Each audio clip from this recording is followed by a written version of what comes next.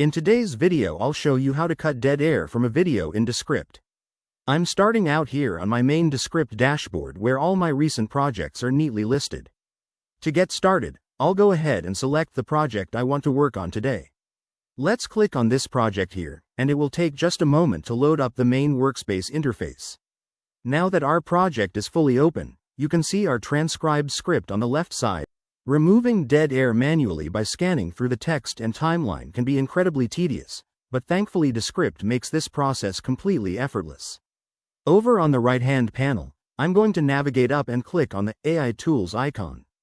This opens up a menu with several smart suggestions to quickly improve the overall quality of the project. Under the section labeled Sound Good, you'll see an option called Shorten Word Gaps.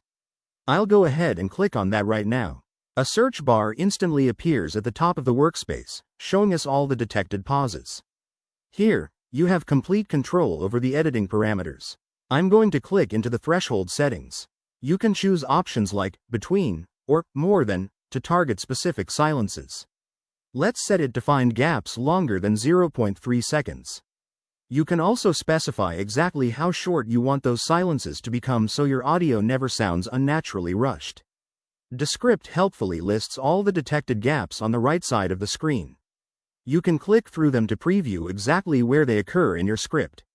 Once you're satisfied with your chosen settings, simply hit Shorten All to apply the changes across your entire video at once.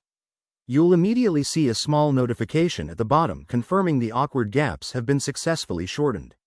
And that's it. That's how you cut dead air from a video in Descript.